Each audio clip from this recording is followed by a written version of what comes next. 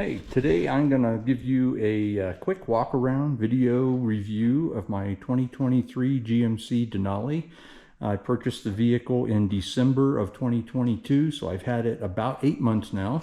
I will say that the truck has been absolutely a pleasure to drive, and I haven't had any failures or mechanical issues or things that I've had to have repaired. So far so good. I'm just over 6,300 miles on the truck now, and let's start with some of the things I like.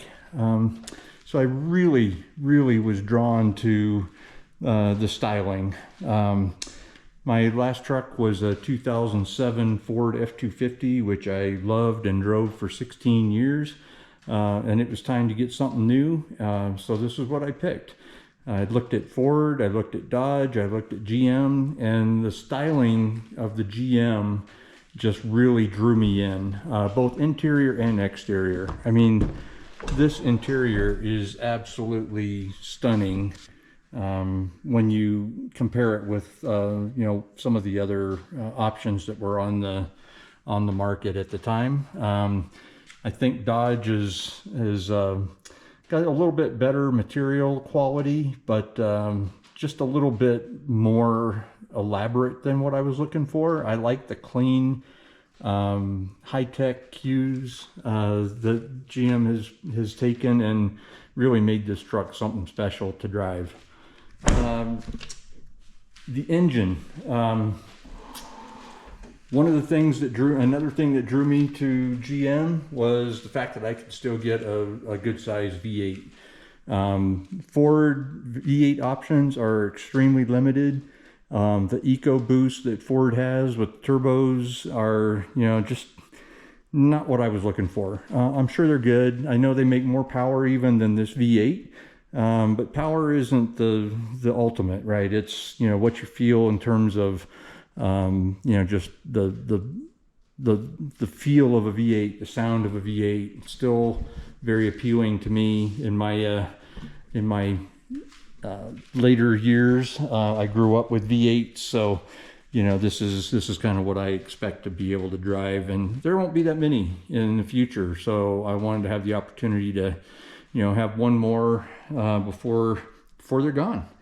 The other thing I really like, right after I bought the truck, I towed a trailer from Colorado to Missouri, and the tow features that GM has, and I'm sure the other brands are comparable, but the technology has just come so far with cameras and the camera views when you turn your turn signals on, and you get that camera view, you know, from these mirror cameras all the way down the side of the vehicle, down the side of the trailer.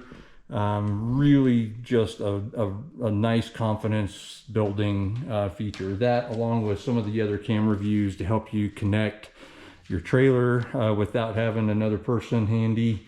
Really nice.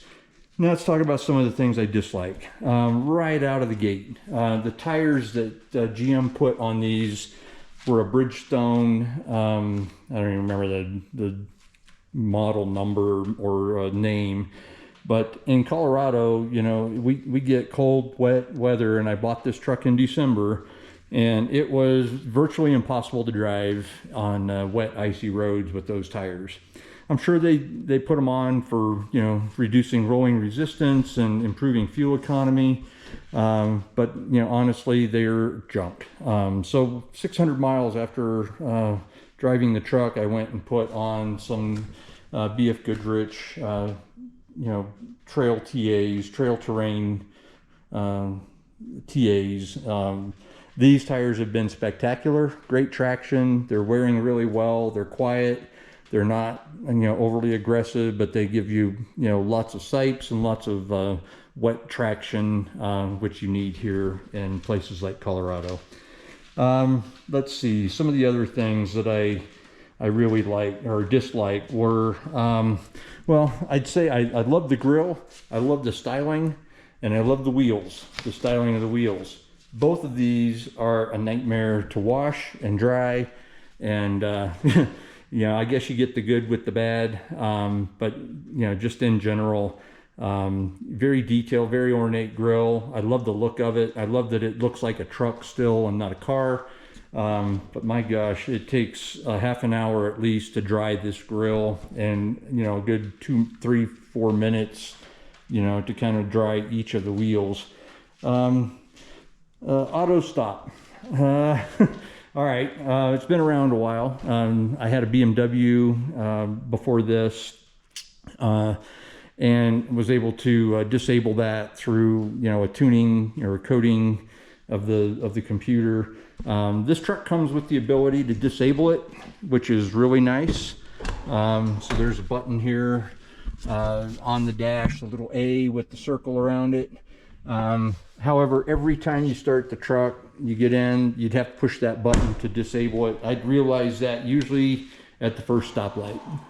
So I purchased the auto stop eliminator that's available as an aftermarket.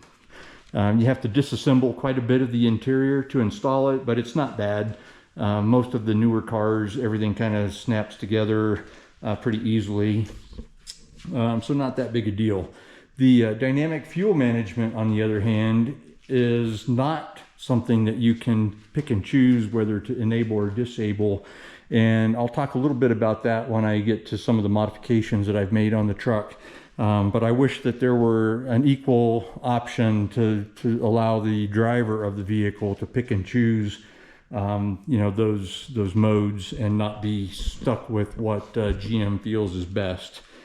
Let's see. All right, that brings me to mods. So what are some of the modifications I've made? So you'll notice I have the painted wheel well trim. The truck came with the flat black, you know, plastics, just like the, you know, the plastic here at the bottom where the splash guards are.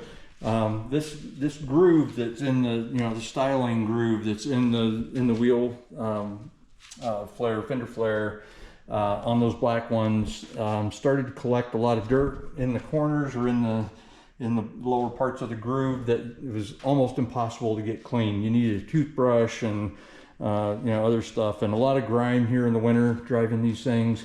So I switched them out for painted ones. I think it adds a tremendous amount to the look of the vehicle. It just is a much classier appearance in my mind, and does not have the same problem keeping them clean. With the painted surface, you know, normal wash, you know, mitt will easily clean that out, and you're not, you know, trying to dig that crud out. I changed out the antenna.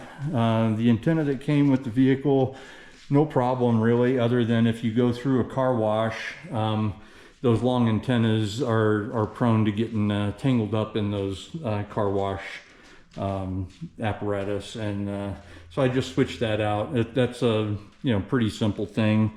Bed cover, I went with a retractable tonneau from Retrax, which is really a nice product. There are tons of options out there. This is just the one that I happen to go with. It keeps the bed mostly dry. They're not 100% watertight, but it does really well, and really like the quality, and it's super easy to, you know, open and close, and adds quite a bit of security since it locks, and the tailgate locks. You know, no one's going to be you know, poking around getting in the bed of the truck when they shouldn't be. So let's see what else. Talked about the auto stop eliminator. The last thing I did was take the factory exhaust, took that off just 2 days ago, and installed the Borla S-type exhaust for this truck. And I will tell you, there's another video clip on my channel of a cold start. It is extremely loud on cold starts. Probably a little too loud. I would like to have had that a little bit less obnoxious. The good thing is, after about 30 seconds, that loudness mellows right down, and it's completely you know, reasonable until you get on the throttle, and then it opens up, and you hear every little bit of that 6.2 liters come into life, which I really appreciate. You'll see in my shop here, I have I have another car that makes a lot of noise, so I like to hear a V8. Anyway, I think that is just about covers everything I wanted to go through. Again, 6,300 miles, no mechanical issues, beautiful truck. Again, I mentioned I had a BMW, I had an M550i, which is a twin turbo V8, very powerful car, very fast, lots of tech and lots of luxury. This truck has every bit of the tech that BMW had in it, and in terms of luxury is very close.